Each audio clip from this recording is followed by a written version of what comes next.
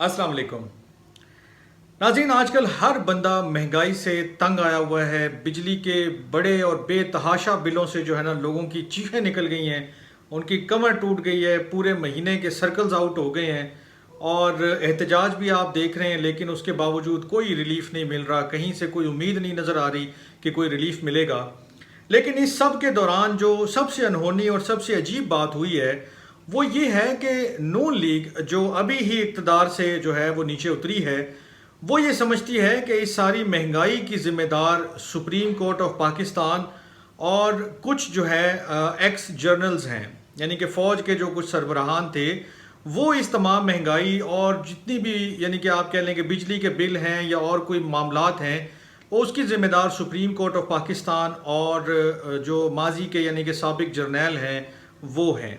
यानी कि वो अभी भी 2017-18 में ही फिर रहे हैं नून लीग वाले, और जो अभी हालिया बयानात उन्होंने दिए हैं उससे ये इंप्रेशन देने की कोशिश की है कि शायद पिछले 16 महीने में उन्होंने मेरे ख्याल में हुकूमत नहीं की, या वो इस मुल्क में नहीं थे, या 2017-18 के बाद जो है वो वक्त रुक गया था, उसके बाद कुछ नहीं हुआ। ना शहबाज शरीफ साहब वज़ीर आज़म बने, ना उनकी कोई काबीना थी, ना नून लीग ने कोई वजारतें इंजॉय की हैं, ना उन्होंने कोई काबीना में कोई हिस्सा था उनका, ना ही उन्होंने कोई नेशनल असम्बली में कोई रोल प्ले किया, ना वो सेनेट में थे। वल्लाह आलम वो कहीं और थे मेरे ख्याल में, या पता नहीं सियारे पर भी थे या नहीं थे, कहीं खला में थे या पता नहीं कहाँ थे। बहरहाल वो ये समझते हैं कि 2017-18 में जो चंद फैसले हुए उसकी वजह से जो है ना सारी महंगाई हुई है, और वही एक वजह है कि जिसकी वजह से आज तक मामलात सीधे नहीं हुए। ठीक है, थोड़ी देर के लिए आप इस आर्ग्यूमेंट को मान भी लेते हैं कि चलें जी, मान लिया जी आपकी बात को। 16 महीने आप हुकूमत करके गए, आपने क्या किया?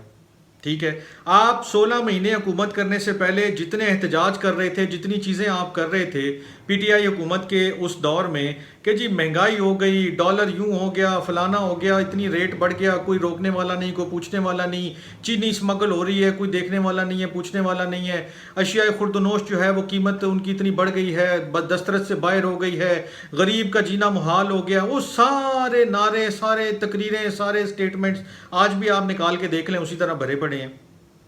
उस दौरान जब आपकी हुकूमत थी, आपको कोई जर्नल याद नहीं आया, आपको कोई सुप्रीम कोर्ट का जज याद नहीं आया, आपने कोई एक्शन नहीं लिया, कोई केस नहीं किया, कोई आपने अगर कोई इतना ही मसला था, इतनी बड़ी चीज़ें थी, इतने सबूत हैं आपके पास, तो आप खामोश होकर क्यों बैठे रहे हैं?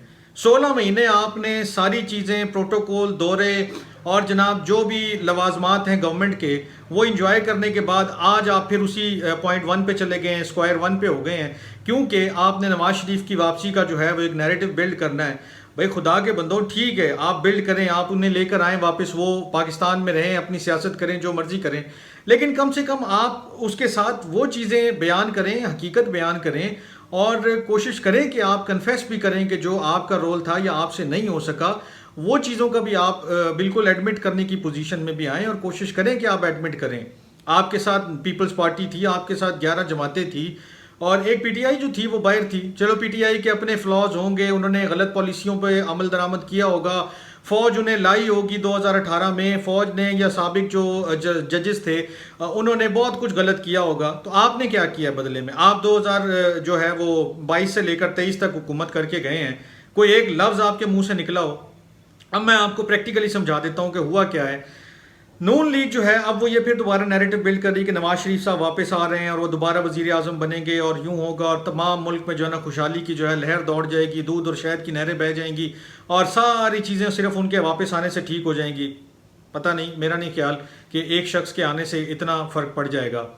दूसरी बात, आप 2017-18 के उस फैसले को लेके बैठे हुए हैं कि जी पनामा लीक्स में जो नवाज शरीफ साहब को डिस्क्वालीफाई किया था उस वक्त के 5 मेंबर जज जो बेंच था, पनामा बेंच जो था, उसने जो नाहल किया और उसकी वजह से जो है ना मामलात ख़राब हुए। ये एक खुर्रम दस्तगीर साहब ने बयान दिया जिसको उन्होंने ऑफिशियली पार्टी ने रिलीज़ किया, और उसमें ये लिखा हुआ था कि जनाब 2017 में जो पनामा बेंच था उसने नवाज शरीफ साहब को जो नाअहल करार दिया, वो एक ऐसा फैसला था कि जिसकी वजह से आज सारी महंगाई और जो भी ये बिजली के बिल और फलाना ये सारी चीज़ें ख़राब हो रही हैं, मामलात ख़राब हैं, गड़बड़ हैं, ये सारे उस एक फ़ैसले की वजह से हैं। और उस फैसले से एक तो मईशत को बहुत बड़ा धचका पहुँचा था उनके बकौल, और दूसरे नंबर पर वो कहते हैं कि उसमें जो है वो जो साबिक जर्नैल थे, साबिक आर्मी चीफ जनरल रिटायर्ड कमर बाजवा साहब और जो साबिक DGISI थे जो फैज़ हमीद साहब, ان کی جو ہے ان کو مدد حاصل تھی اور وہ بیکنگ تھی، اور اس کی وجہ سے یہ سارا کچھ ہو گیا.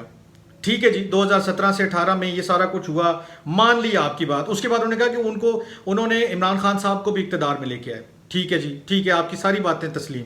آپ نے کیا کیا جب آپ حکومت میں آئے ہیں؟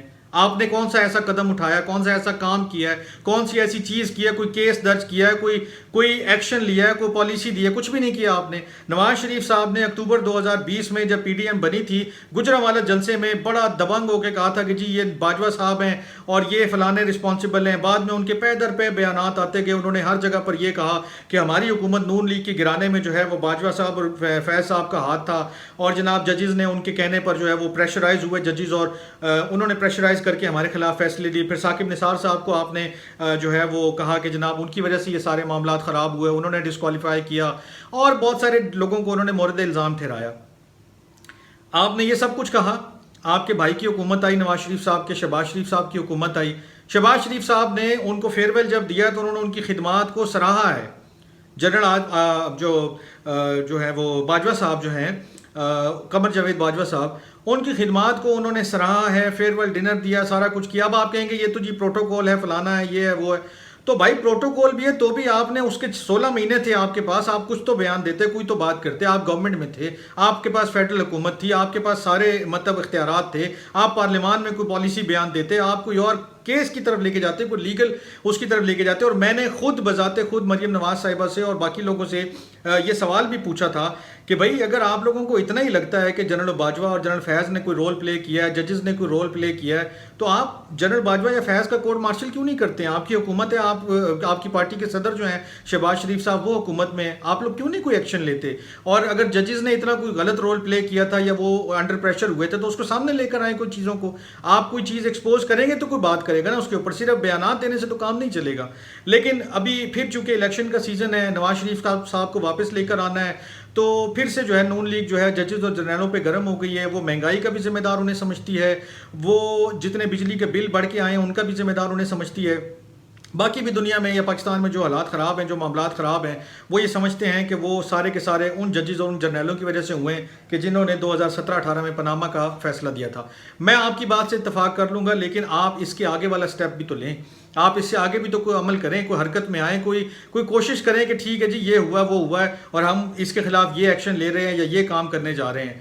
آپ صرف اور صرف ابھی فی الحال جو نظر آ رہا ہے یا جو سامنے چیزیں چل رہی ہیں، پچھلے 16 مہینے میں بھی آپ دیکھ لیں اٹھا کے، آپ کی پوری کوشش یہ رہی ہے اب 16 مہینے میں کہ جتنا آپ کا اینٹی اسٹیبلشمنٹ نیریٹو تھا جو 2022 اپریل سے پہلے کا تھا کہ جی ان کو کانسٹیٹیوشنل لمٹ میں ہونا چاہیے، ان کا کیا کام ہے کہ یہ پارلیمان میں یوں کریں اور وہ کریں، یہ پالیسیز میں ایسے کریں یا ویسے کریں، آپ نے ان چیزوں میں سے کسی ایک پر بھی عمل درآمد کرنے کا سوچا بھی نہیں ہے. کرنا تو بہت دور کی بات ہے، آپ نے کسی کو پروسیکیوٹ کرنا تو بہت دور کی بات ہے، آپ سوچنے تک بھی نہیں پہنچے ہیں.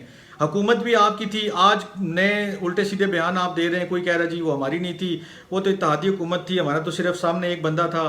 تو مطلب پتہ نہیں کیا آپ شاید یہ امپریشن دے رہے ہیں کہ کوئی ایک عجیب و غریب کوئی کہانی سنا رہے ہیں. میں اس کو کچھ اور الفاظ کہنا چاہتا تھا لیکن نہیں کہتا ہوں.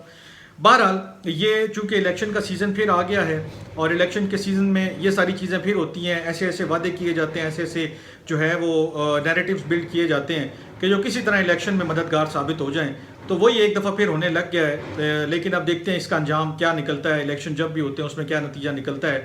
پی ٹی آئی اس وقت بالکل گراؤنڈ سے باہر بیٹھی ہوئی ہے اور ان کا ابھی تک کوئی چانس بھی نظر نہیں آ رہا کہ وہ شاید ان بھی ہوتے ہوئے نظر آتے ہیں پریکٹیکلی الیکشنز میں یا نہیں ہوں گے ضرور. لیکن پتہ نہیں وہ جس طرح ان کی جو جیسے وہ سمجھتے ہیں کہ انہیں الیکشن میں لیول پلینگ فیلڈ ملنی چاہیے، وہ ملے گی یا نہیں ملے گی، تو اس کا بھی انتظار رہے گا. لیکن یہ فی الحال کی باتیں اور وعدے اور وہ سارے چیزیں پھر سے جو ہے نا سر اٹھا رہی ہیں. سوشل میڈیا بڑھا ہوا ہے، مین اسٹریم میڈیا پہ بھی یہ چیزیں چل رہی ہیں. تو آپ سے بس بات کرنے کا مقصد یہ تھا کہ یہ پھر وہی سیزن آ گیا ہے کہ جب وعدے کیے جائیں، پچھلے ماضی کے قصے بیان کیے جائیں اور ایسی باتیں بتائی جائیں کہ جس سے لگے کہ ہاں وہ فلاں شخص غلط تھا، فلاں پالیسی غلط تھی جس کا نقصان آج ہو رہا ہے. تو ایسے تو پھر 2017-18 سے پہلے بھی بے شمار فیصلے غلط ہوئے ہیں، آپ ان کا بھی رونا روتے رہیں. اس سے پہلے بے شمار جو ہے 2000 سے پیچھے چلے جائیں، 1947 تک چلے جائیں، اور اگر ہو سکے تو اس سے پچھلی صدی میں بھی چلے جائیں. تو بس پھر لے کے ان کو بیٹھے رہتے ہیں، انہی کے اوپر بات کرتے رہتے ہیں، آگے بڑھنے کا جب کوئی پلان نہیں ہے، جب کسی کو پروسیکیوٹ کرنے کا پلان نہیں ہے، جب کسی کے خلاف کوئی ایکشن لینے کا پلان نہیں ہے، جب آپ نے اقتدار میں آنے کے بعد بالکل ان کے ساتھ مل کے سارے کام کرنے ہیں، تو پھر لوگوں کو کوئی اور کہانیاں سنانے کا بھی کوئی فائدہ نہیں ہے۔ بہرحال آج کے ولاگ سے اتنا ہی، اپنا بہت خیال رکھیے گا، اللہ نگہبان۔